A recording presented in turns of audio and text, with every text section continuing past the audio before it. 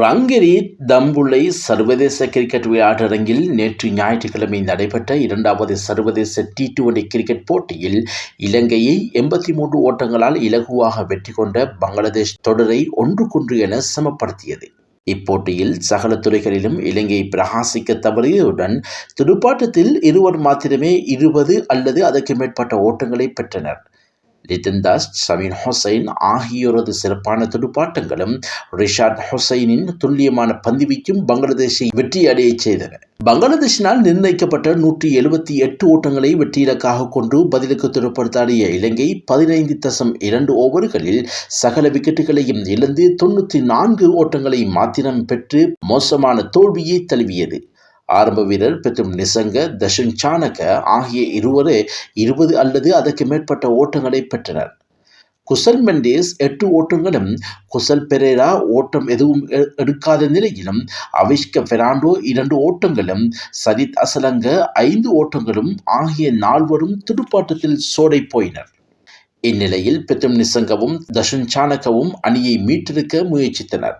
அவர்கள் இருவரும் 5வது விக்கெட்டில் பகிர்ந்த 41 ஓட்டங்களே இலங்கையின் மிகச்சிறந்த இணைப்பாட்டமாக இருந்தது.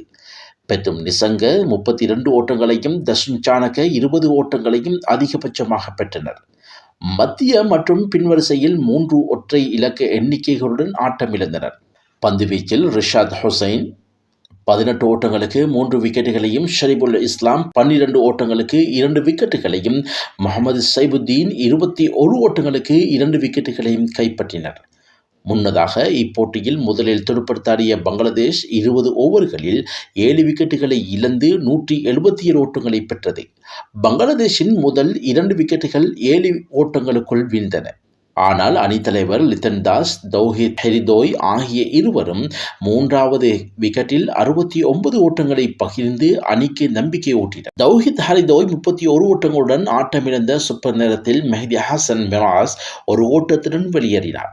இந்நிலையில் லிடன் தாஸ், ஷமீம் ஹுசைன் ஆகிய இருவரும் 5வது விக்கெட்டில் 77 ஓட்டங்களை பகிர்ந்து அணியை பலப்படுத்தினர். லிடன் தாஸ் 50 பந்துகளில் 1 பவுண்டரி, 5 சிக்சர்களுடன் 76 ஓட்டங்களை பெற்றார். உபாதையிலிருந்து மீண்டு வந்து ஜாக்கர் அலி 3 ஓட்டங்களுடன் ஆட்டமிழந்தார். மறுபக்கத்தில் சிறப்பாக துடுப்படுத்தாடிய ஷமீம் ஹுசைன் 27 பந்துகளில் 5 பவுண்டரிகள், 2 சிக்சர்கள் உட்பட 48 ஓட்டங்களை பெற்றார்.